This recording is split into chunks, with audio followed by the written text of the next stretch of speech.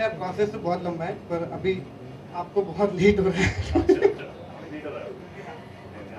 मेरा जो प्रोसेस है वो एक, मैं 9 साल तक एनर्जी में पढ़ाता था, कंपनी थी आई, मैं वर्कशॉप करता था। तो मैं कास्टिंग डायरेक्टर बनने से पहले टीचिंग करता था। तो मैं वर्कशॉप को जो एक्टर के साथ फन करता हूँ उसके हिसाब से सेशन को बनाता हूँ। मेरा कुछ प्लान सिलेबस नहीं है, मैं किसी इंस्टीट्यूट की तरह पढ़ा के बहुत ही इनफॉर्मल का सेशन होता है। आई थिंक जब मैं वर्कशॉप शुरू करूँगा और जो पहली वर्कशॉप है वो मनोज वाजपेयी आके करने वाले हैं, आपको कोई एक्टर कॉल कर कास्टिंग के लिए।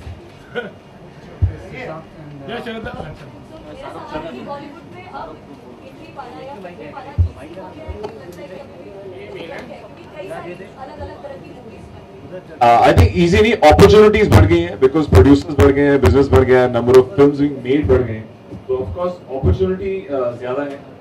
इजी तो कुछ भी नहीं, क्योंकि अगर आप फिर auditioning for something only the director producer और the casting agent sees the potential in you तभी मिलेगा। तो वो आसान है कि नहीं, वो आपके ऊपर है, कितने टैलेंटेड हैं आप, तो आसान है, अगर नहीं है तो फिर और मेहनत करिए।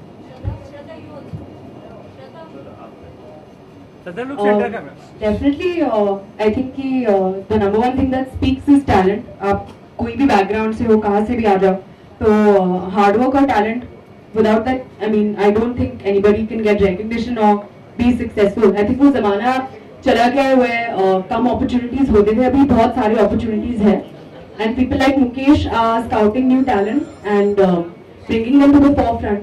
So it's great. And what's your take on casting now? Last question.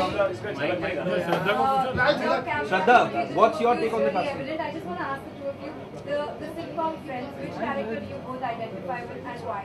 Who do you think you're most similar to in Friends, in the sitcom? Rachel, Joey, Monica, who do you? I think Joey is really funny. I think I would like to. He's just entertaining. Joey.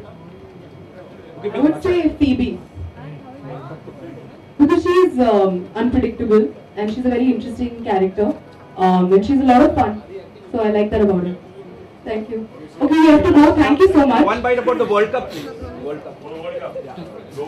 Go World Cup. Spain. ये बैठा दो, जो आएगा ना उसको बैठा दो यार, और जो क्वेश्चन कर रहा है प्लीज सेंटर में आके बैठ जाओ। ये मिलन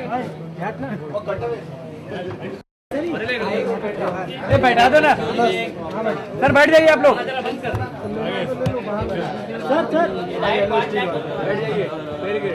सनी चल पीछे, चल पीछे वहाँ से। वो कौन घूम रहा है? योगेन सर चुप रहा।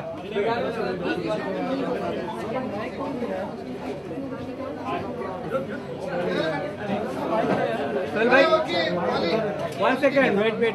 माइक दे दो, माइक तीनों को माइक दो, माइक दो। हेलो। तो thank you Aditya and thank you Abhishek sir. तो मैंने एक पिक्चर किया था इनके अंदर काय सोचे, और दूसरी करने वाला हूँ फितूर। तो बाकी ये जो स्पेस है इसके बारे में आप बेहतर है कि लोगों से पूछें। since you know